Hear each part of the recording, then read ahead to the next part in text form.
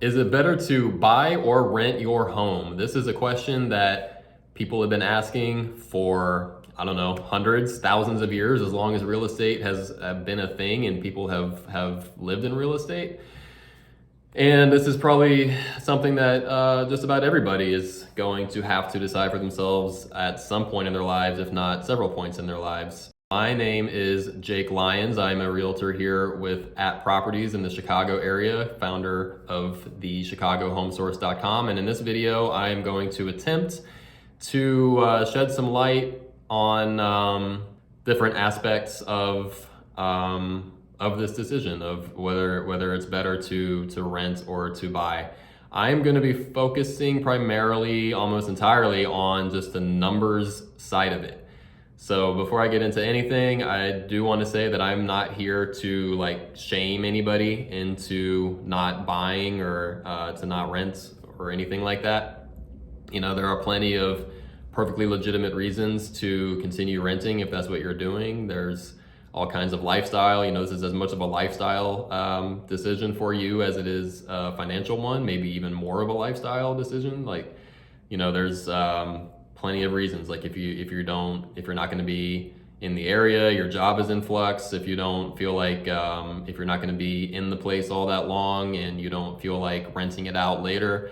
I make very few blanket statements in real estate because there's always like the answer to most questions is it depends. But one blanket statement that I do feel pretty comfortable putting out there is that unless you are comfortable with at some point being a landlord in some way or another, it probably does not make sense for you to purchase a place if you don't know that you'll be there for at least 3 years. 4 or 5 years is even better. The longer, the better. But 3 is sort of the absolute minimum because, unless you get some years like this last year that we've had, where the market just completely skyrockets. If you go and try to sell your place in a year or two, in most normal market conditions, you're probably going to lose money on that property, even if you're selling it for the same amount that you purchased it for. After all your selling expenses and taxes and whatever goes in, title, all of your fees and all that kind of stuff, you're probably going to end up actually losing money. So that's why 3 years is kind of the minimum on that. So yeah. Anyway, this conversation is going to be very Chicago centric because that's where I am, but the concepts that I'm going over here should apply to pretty much anywhere you are. But going into this now, so my methodology of everything that I'm doing here is I took the averages of the North Side Chicago neighborhoods. So if you're not familiar or if you're from Chicago, you know these. The North Side Chicago neighborhoods that I ran all these numbers on are the near North Side, so it's like the River North area, Lincoln Park, Lakeview, North Center, Lincoln Square, Uptown, Edgewater, Rogers Park, and West Ridge. So I went ahead and took the averages I took the median sales price for different condos based on different bedroom counts, and I'm gonna post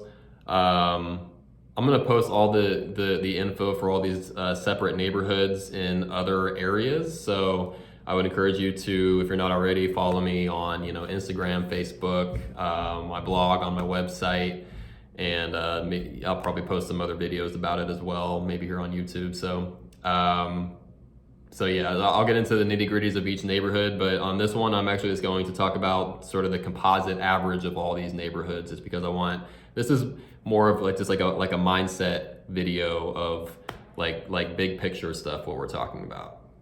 So don't necessarily take anything I'm saying in here and try to apply it to like an individual situation, like an individual condo versus an individual apartment that you're looking at, because it's just not, every individual scenario needs to be analyzed on its own, based on its own characteristics, okay? But this should help just to kind of see like big picture what we're all talking about here. So I'm just talking about two bed condos versus 2-bed apartments on the north side of Chicago. That's all I'm talking about right now. And the average, so the median 2-bed apartment, or actually no, the median 2-bed condo over all these neighborhoods over the past 12 months, as of the recording of this video, was about $322,000. Also, I'm going to be looking down every once in a while because I have my stats right here, so I'm pretty good, but I'm not good. I can't remember off the top of my head, all these very specific individual numbers. So I will be looking down sometimes, breaking eye contact. So I hope you forgive me for that.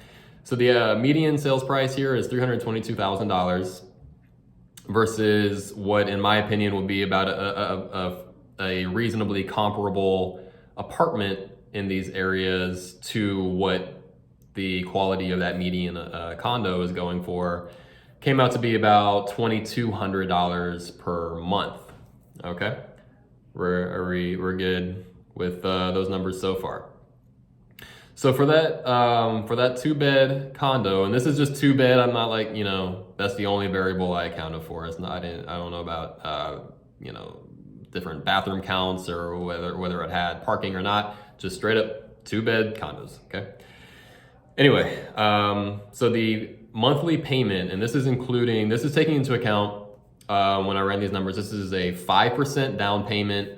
This is taking into account what a reasonable estimate of what your PMI would be for putting less than 20% down. I tried to make this sort of as comparable to renting a place as possible. Like, a lot of people see down payment as a big hurdle to get into a place because at least if you're talking the 20% down payment.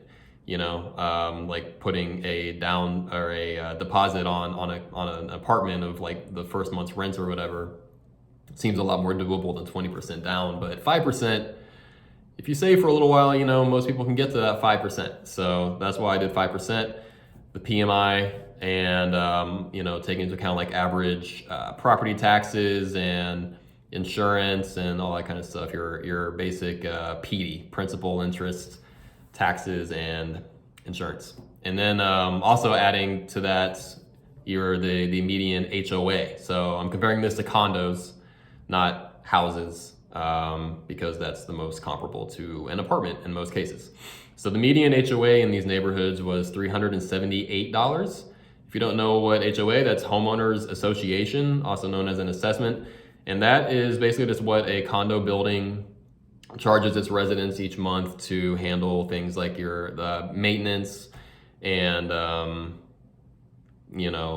like if there's just maintenance, upkeep, if there's the different common area amenities and things like that, the HOA will go towards that.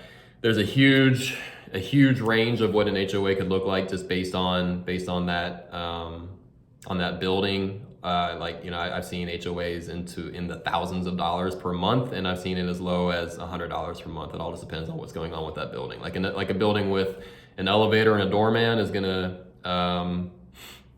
be more usually. And if you're getting a condo that's just like in a 3-flat that doesn't have anything special going on, then it's gonna be less. So, but anyway, so the median HOA for the 2-bed condos, $378. So all of these combined equal a total payment of about $2,490. Okay. So if you remember, so I just said that the payment for your condo, all said and done, $2,490, and the comparable rent was $2,200. $2,197 to be exact, okay? You might say, Jake, that's more. Purchasing is more expensive, so kind of an open and shut case then. I am going to rent. And if that's all you're looking at, if the short term is what is most important to you, and I don't mean that in like a disparaging way at all, like if that's where you are and that's how it needs to be, then yeah, that's a completely legitimate thing to think and to act on. That's not exactly where the story ends though, okay? So let's take that $322,000 condo and let's base this on, so the average appreciation for 2-bed condos in all of these areas over the past 5 years has been 3.09%. All right.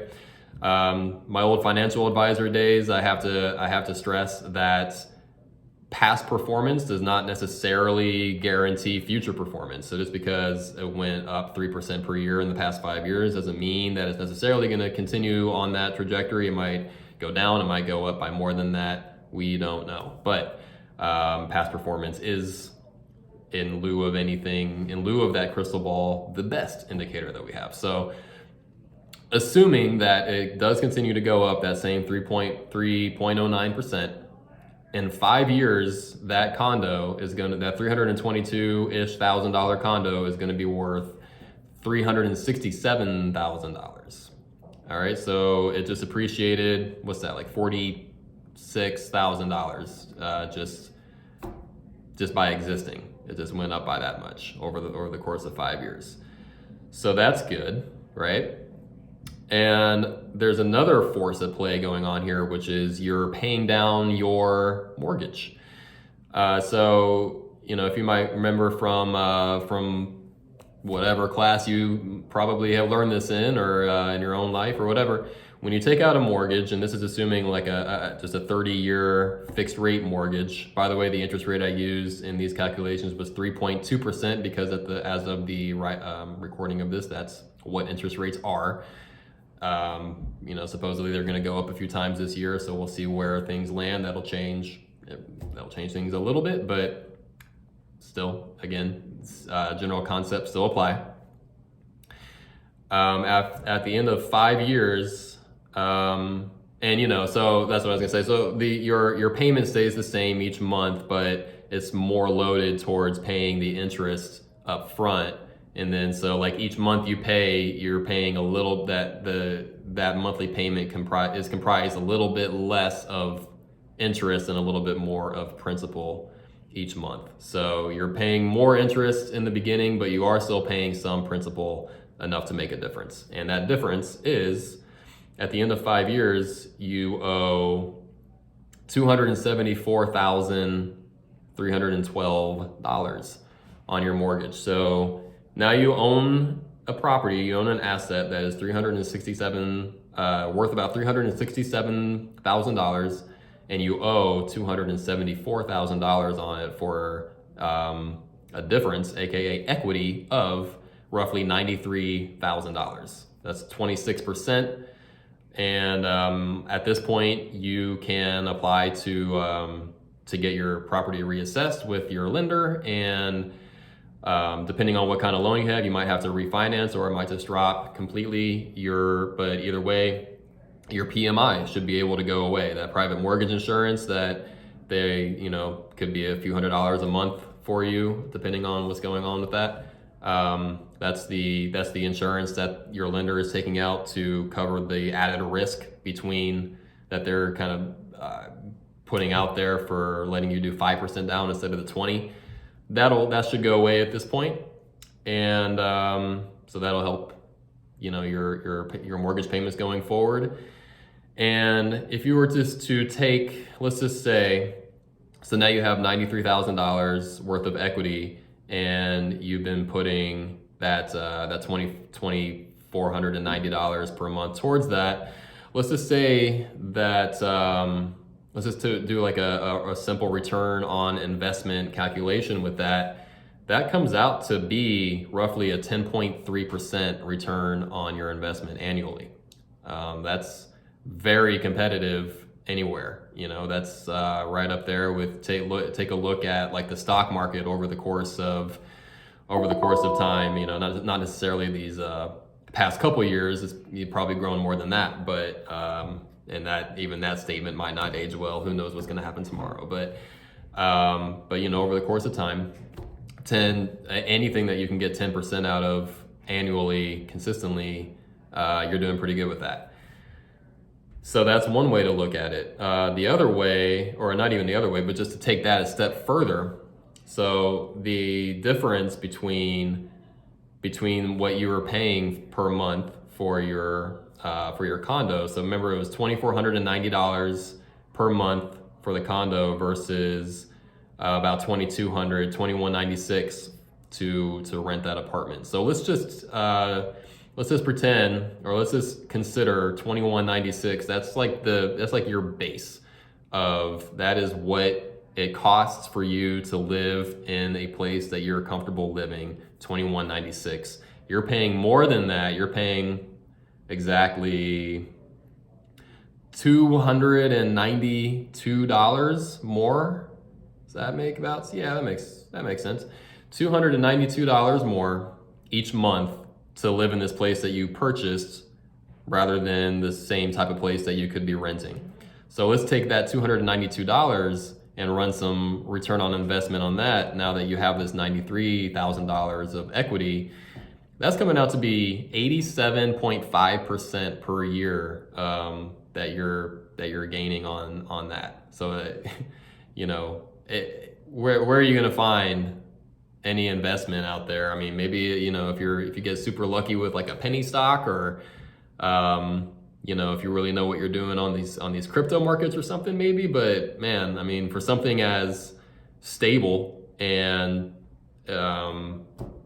just basic as just owning a condo, you're making 87.5% on the difference between what you're paying to live in this condo versus what you would be to rent, and you're gaining that just by living there and making your payments on time. That's all you're doing, and you're gaining 87% per year, as long as these other factors remain consistent. So, again, financials aren't everything. There's more to it than that. I get it, but if you are a numbers person, or if this stuff matters to you, it's pretty hard not to be compelled by those kinds of numbers. So hope that was helpful. Hope that was some shed some light and some guidance. And